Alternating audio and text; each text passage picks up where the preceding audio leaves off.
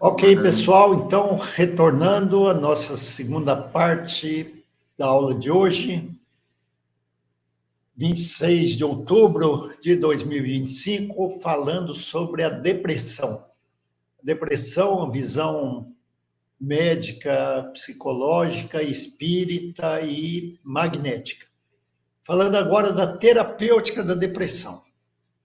A terapêutica deve ser múltipla. Então, nós fecharíamos ela nesse sentido aqui. A personagem central é o nosso paciente deprimido.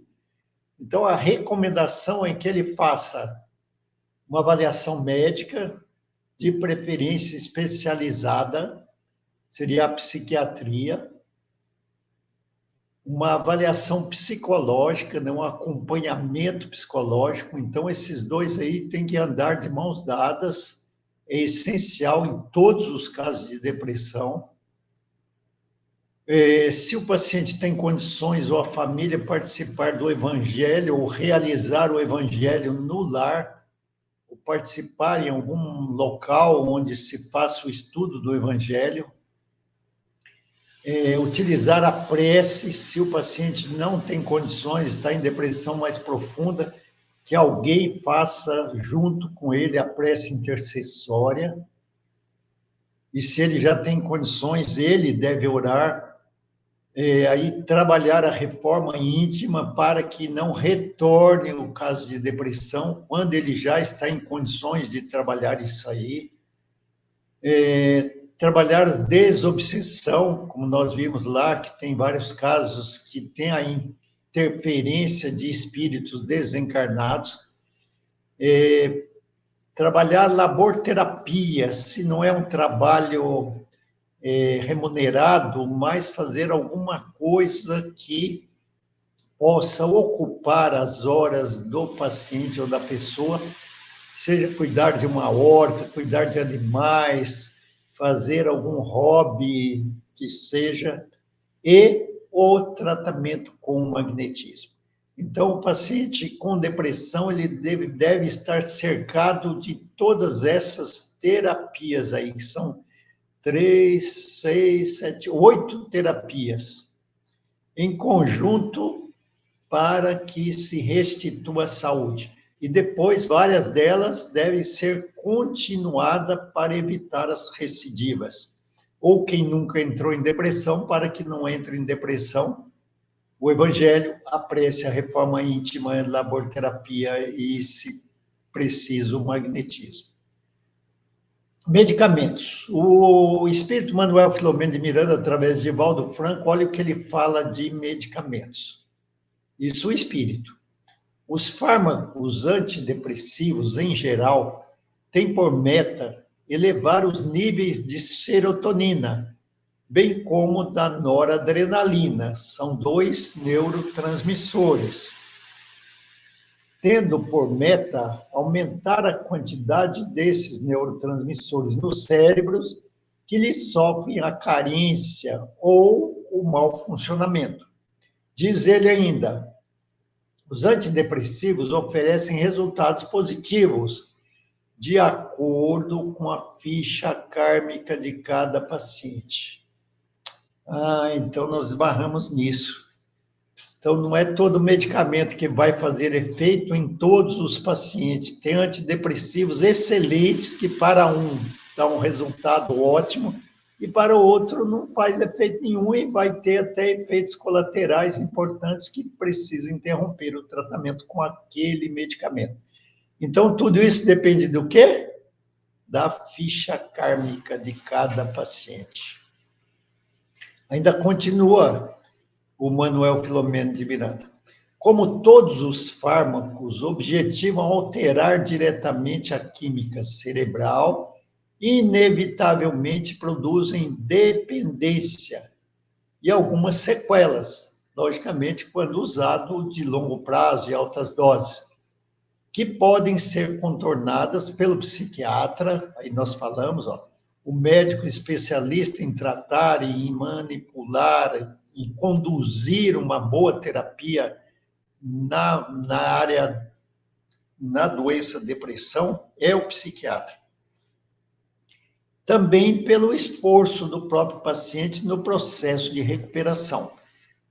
No magnetismo, a gente estuda que, num estágio mais profundo, nós, como magnetizadores, não devemos cobrar nada do paciente, ele tem que só receber, e a gente não cobra nada.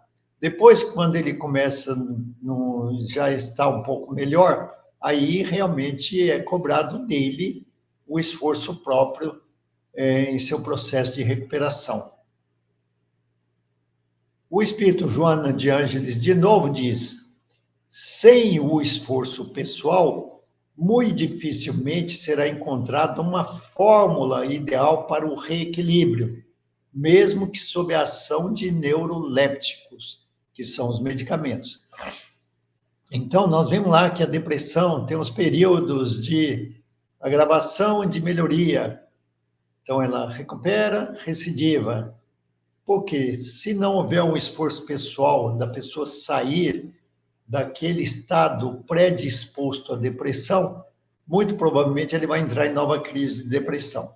E esse autor ali, o Andreu Solomon, ele é um psicólogo americano e deprimido. Então ele conta a própria história dele e de outros deprimidos. Então por isso que ele fala lá, anatomia da depressão. Ele destrincha a depressão, o efeito dos medicamentos. É um livro de 500 páginas, é um livro fantástico. Você começa a ler, não dá vontade de parar, né? Mas é um livro complexo. Seria bom estudá-lo, né, mais profundamente. Então, é isso aí, o esforço pessoal, né, para a pessoa conseguir sair desse nível aí de predisposição a entrar no estado da depressão. A terapia psicológica, segundo Manuel Filomeno de Miranda, espírito, ele vai dizer: as tensões mal direcionadas e suportadas por largo período, quando cessam, são substituídas por moléstias de largo porte, na área dos desequilíbrios físicos, dando gênesis a cânceres, crises asmáticas, insuficiências respiratórias, etc. Então, lá, tensão mal direcionada ou mal suportada. Isso na medicina é chamada medicina psicossomática, ou doença psicossomática, o psiquismo afetando o soma, afetando o corpo. Então, problemas emocionais ou problemas mal resolvidos vão afetar alguma área do nosso corpo físico. Aí ele diz de câncer, crise asmática, insuficiência respiratória, alergias, e aí vai um monte de outras coisas. Outras vezes, propiciando estados esquizofrênicos, catatônicos, neuróticos, psicóticos, profundamente perturbadores. Então, o ideal é o quê? Digerir as turbulências da vida, suportá-las, superá-las, para que não causem problemas orgânicos ou emocionais, neurológicos. De novo, o Espírito Joana de Ângeles diz: ideias demoradamente recalcadas que se negam a externar-se, tristezas, medos, ciúmes, ansiedades, contribuem para as depressões, que somente podem ser resolvidos à medida que sejam liberados, deixando a área psicológica em que se refugiam e libertando-a da carga emocional perturbadora. Aqui é a Joana psicóloga. Aqui ela está dizendo o seguinte: tem tristeza, tem medo, tem ciúme, tem ansiedade? Vai para o psicólogo. Libere isso aí. Não pode ficar recalcada, não pode ficar sem digerir, sem superar. Então, à medida que sejam liberados, e quem faz isso? A área psicológica. Então, a psicologia tem uma contribuição muito grande, inclusive na área da medicina preventiva, para prevenir aqueles males futuros com a pessoa mal resolvida na área das emoções. Uma revolta surda, vinda de uma raiva, por exemplo, de um ódio, de uma mágoa ou de um orgulho ferido, que o consciente não consegue expressar. Novamente aí. Por isso que vai lá no psicólogo, vai investigando, vai conduzindo a pessoa até chegar lá numa causa que às vezes é uma mágoa lá da infância. Uma mágoa que já devia ter sido superada, mas não está, ela está viva ali, provocando a problemática. Voltando na Joana, espírito. Então, o que ela sugere? Ela sugere que o paciente, no caso aqui, deprimido, entre em contato com o seu conflito e o libere.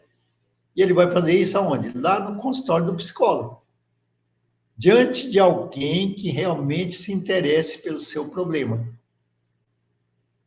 Então, na área da saúde, é o psicólogo. Nós vamos ter o atendimento fraterno pelo diálogo nos centros espíritas, que também pode dar uma contribuição paralela, complementar ao tratamento psicológico. Olha lá, psicólogo, amigo ou atendente fraterno. O amigo aqui, entre aspas, porque muitas vezes o amigo não tem a habilidade ou a capacidade, ele tem a capacidade de ouvir, mas depois, qual a recomendação que ele vai dar? Geralmente, nós, quando conversamos em termos assim de amizade, a maioria compartilha os problemas. Um conta o problema para o outro, diz, é comigo também, eu passei por problemas, não sei o quê, só compartilha. Mas não vai ter a habilidade de conduzir a pessoa a sair daquela problemática. É como se os dois tivessem, você caiu no buraco, aí eu caí junto. Agora estamos dois aqui no buraco. Então é preciso de alguém que esteja fora da problemática, que aí seria o psicólogo ou o atendente fraterno. O atendimento fraterno, baseado nos ensinamentos dos Espíritos e do Evangelho de Jesus. Então, quem faz esse trabalho nos centros espíritas, ele não vai falar, eu acho que você deveria fazer isso.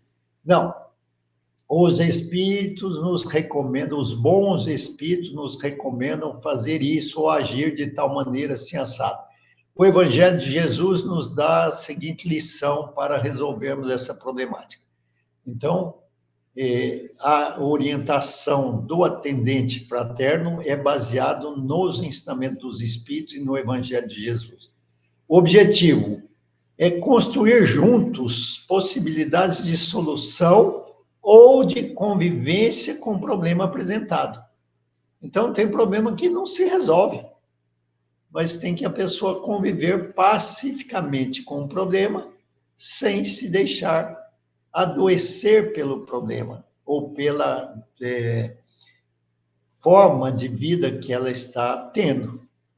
Às vezes a pessoa sofreu um acidente, perdeu um membro, ficou numa cadeira de roda. Então ela vai ter que ter convivência com isso, não vai solucionar o problema, ela não vai voltar a andar. Se puder solucionar, melhor, mas se não puder, ela vai ter que estabelecer meios e construir juntos com o psicólogo, com o atendente fraterno.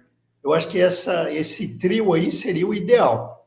Vai lá para o psicólogo, vê as orientações dele, vai para o atendente fraterno no centro espírita, e aí os três juntos constroem essas possibilidades aí, ou de solução ou de convivência com o problema. Convivência harmoniosa, não conflituosa. E aí entramos aqui na terapêutica fluídica. Agora é com magnetizador.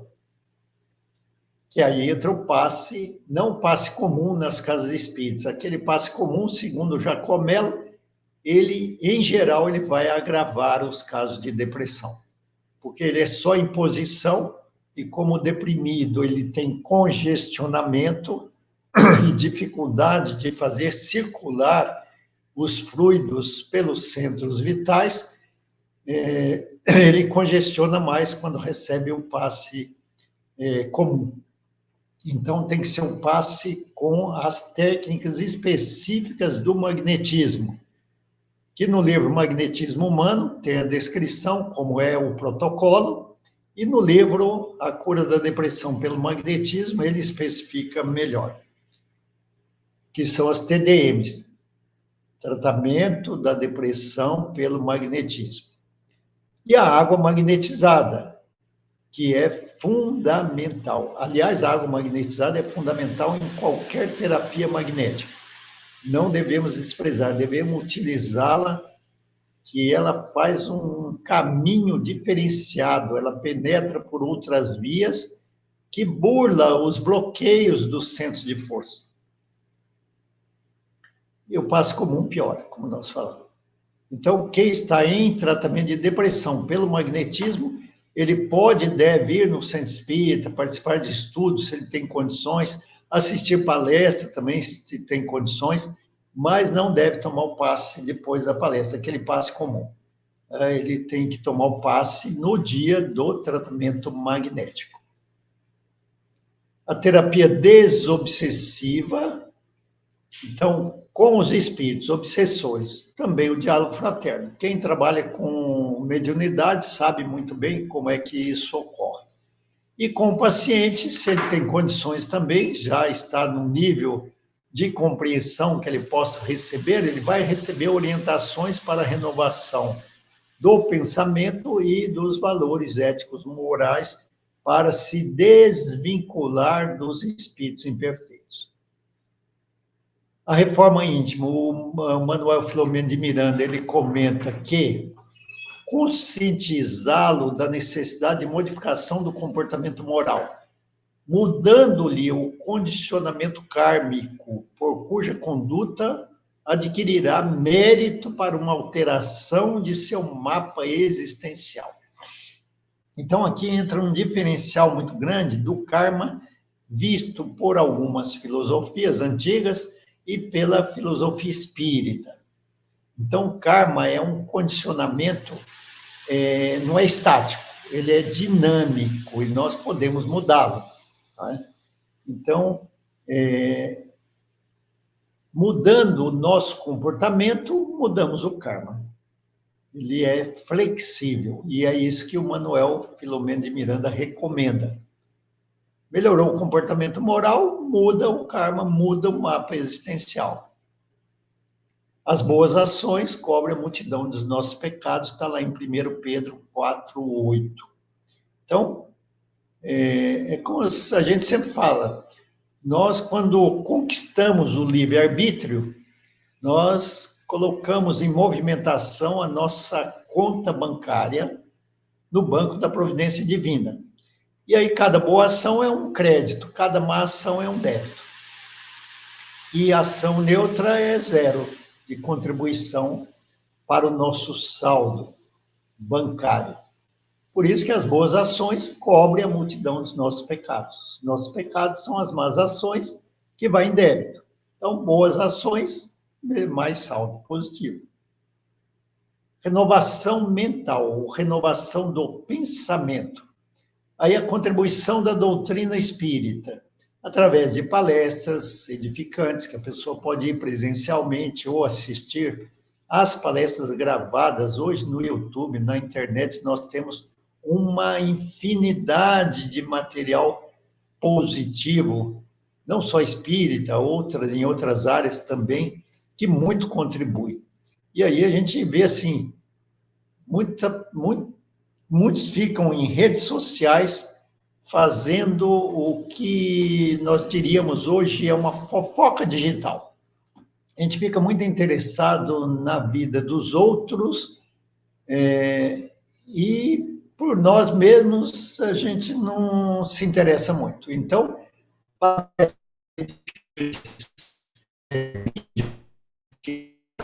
o otimismo, trazem a esperança, a gente não foca muito nisso.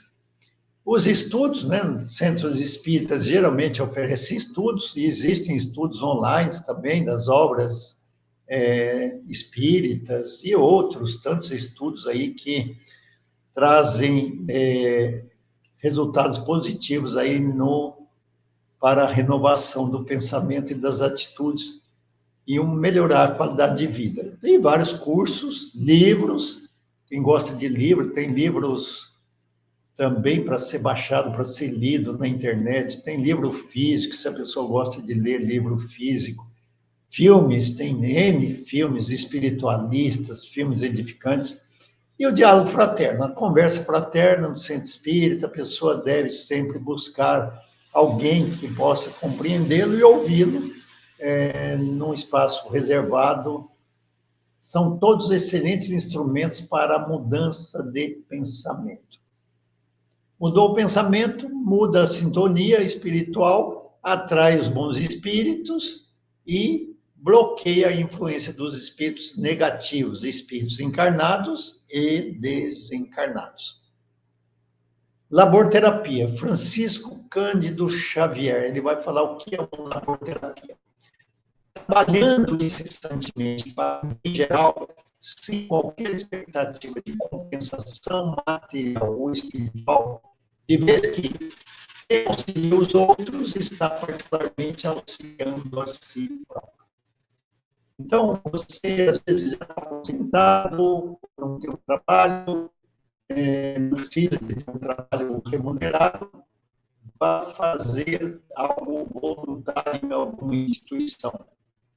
Vai plantar árvores, vai cuidar de jardim, vai fazer qualquer atividade, trabalho para o bem geral.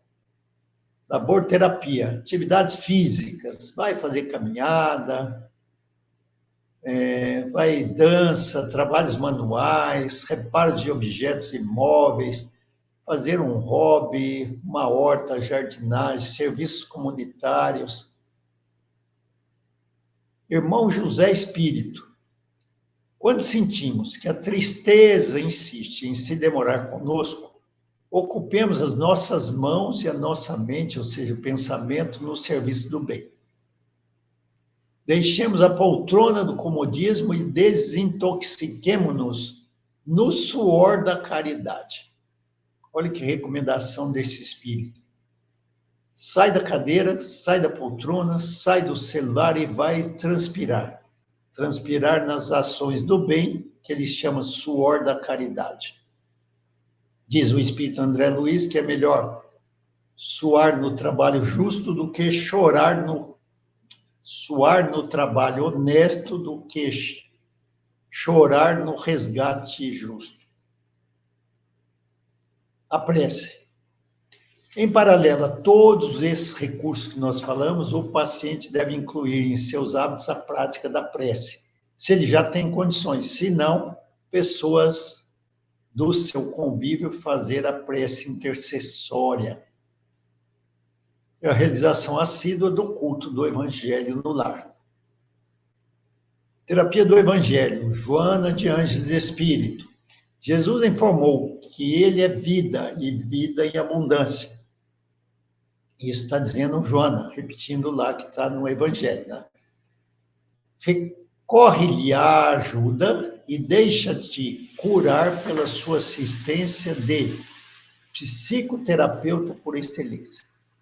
Então, quando a gente fala de psicoterapia, a gente lembra dos psicólogos. Temos que lembrar da psicoterapia espiritual. E o grande líder dessa psicoterapia é o nosso governador espiritual, modelo e guia da humanidade, Jesus Cristo. Jesus, em Mateus 11, 28, 30, ele diz: Vinde a mim todos vós que estáis aflitos e sobrecarregados, e eu vos aliviarei. Tomai sobre vós o meu jugo e aprendei comigo, que sou brando e humilde de coração, e achareis repouso para vossas almas, pois é suave o meu jugo e leve o meu fardo.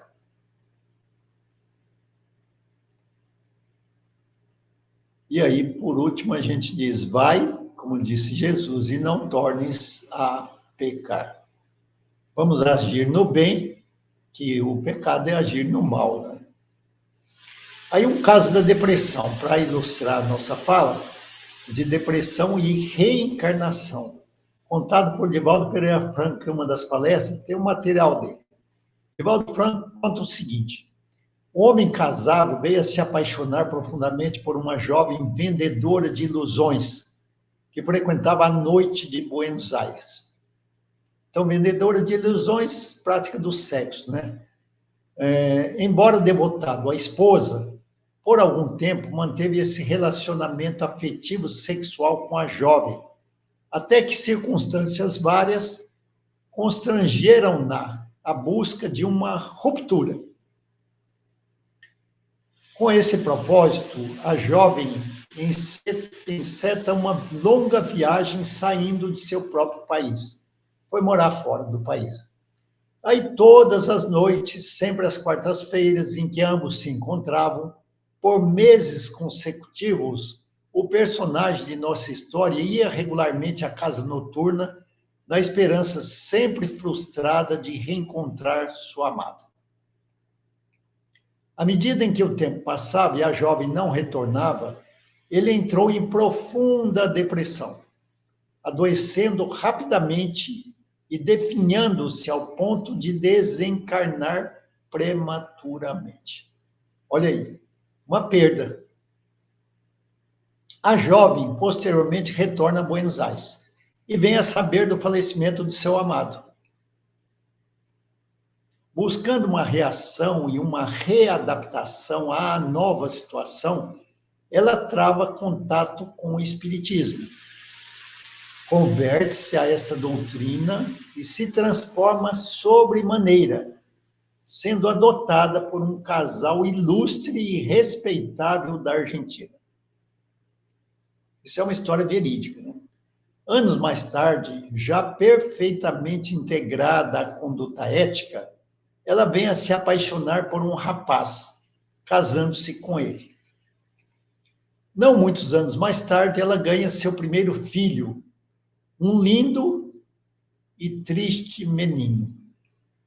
Este menino, inobstante todo o empenho dos pais amorosos e dos avós devotados, era uma criança invariavelmente triste, raramente se alegrando em profundidade.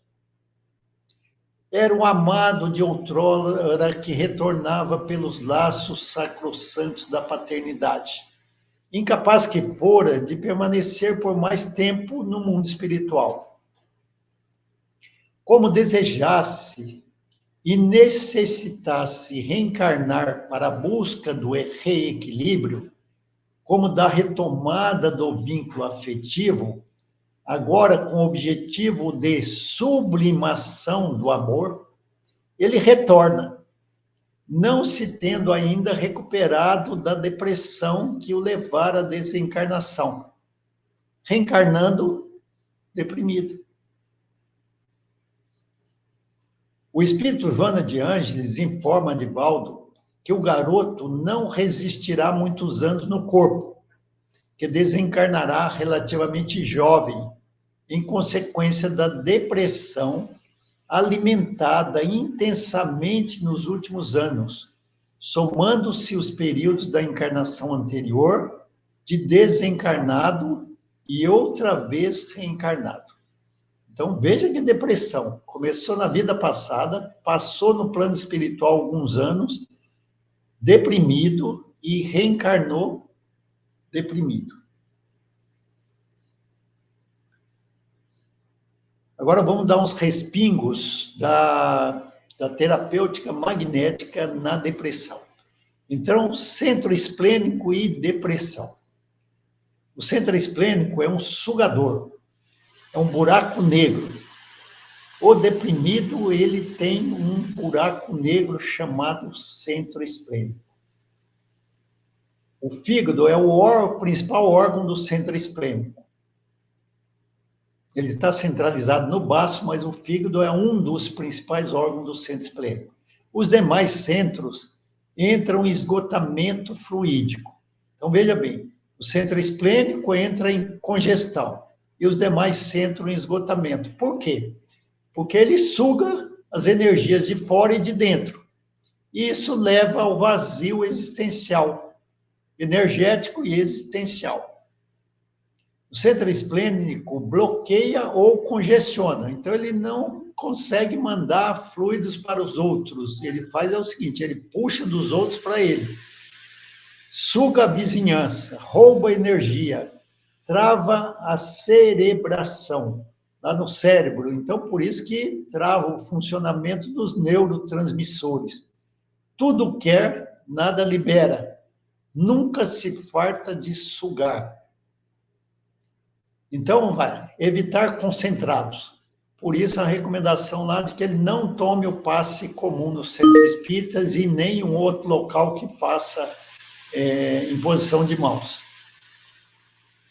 Dispersar em camadas e um bom tempo. O tratamento de um depressivo é 40 minutos. Mínimo 30 minutos para quem tem experiência, uma sessão de magnetismo, mas é de 40 a 60 minutos, com dispersivos em camadas. Nós já vimos isso, como é que é realizado. E as sessões muito curtas, resultado fraco. Diz o Giacomello que não, muitos resultados fracos é isso aí, ó. Vai lá, toma um passo muito rápido e não resolve. E começar pelas costas, com o paciente deitado de bruços. Reequilibrar primeiro o esplênico. A água magnetizada é fundamental que seja usada. O Jacó recomenda 50 ml 5 vezes por dia, tomado como medicamento. Ter controle sobre si mesmo, tratar o deprimido sem se deprimir. Isso aqui é importante para o magnetizador. Porque o magnetizador pode perder fluidos sem querer, o deprimido lhe suga.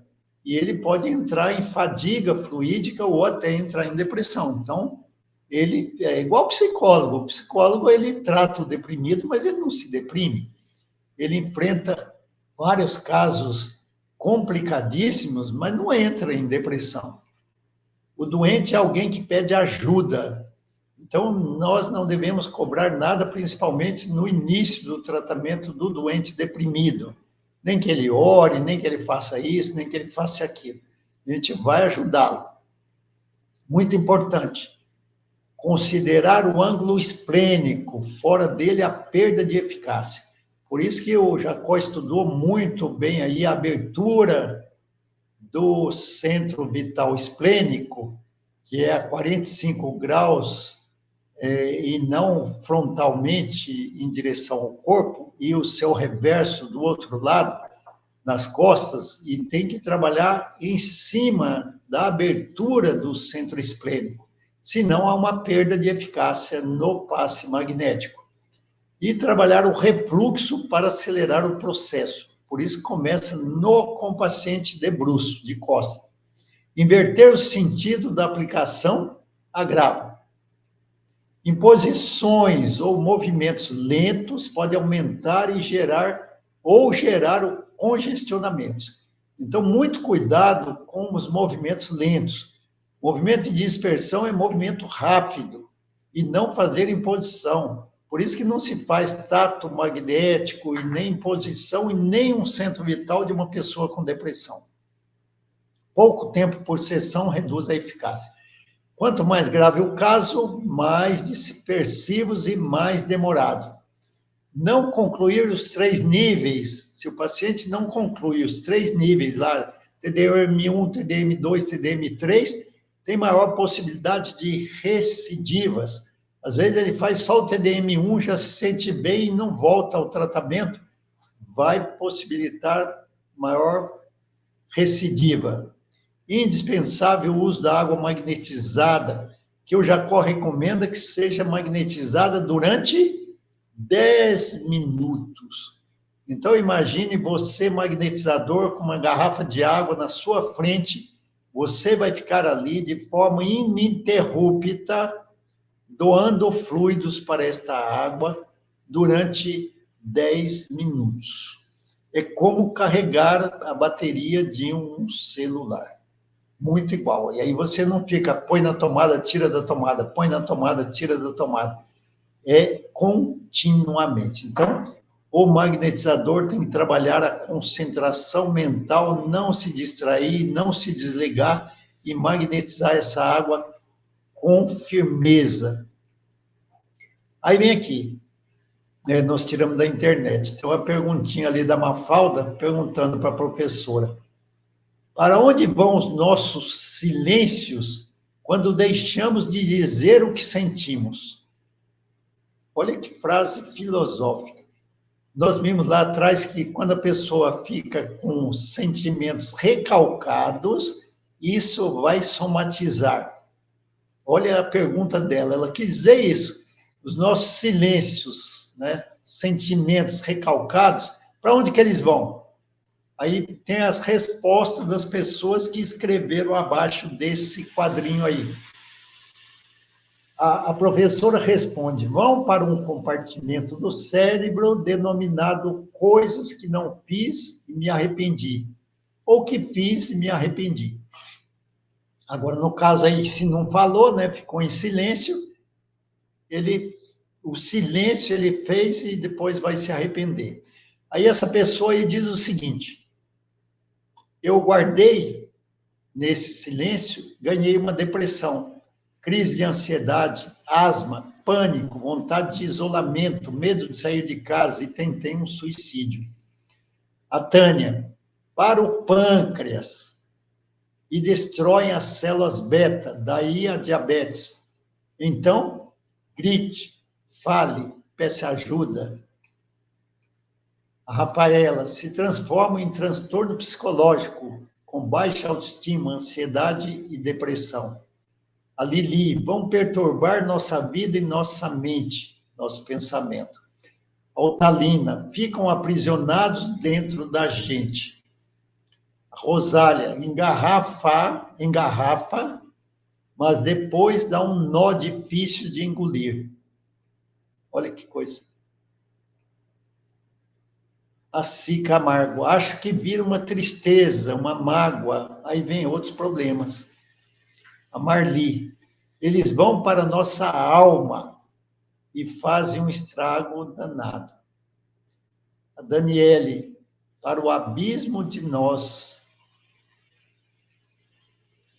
E assim, meus caros, chegamos no nosso tempo e chegamos ao final da nossa exposição sobre depressão.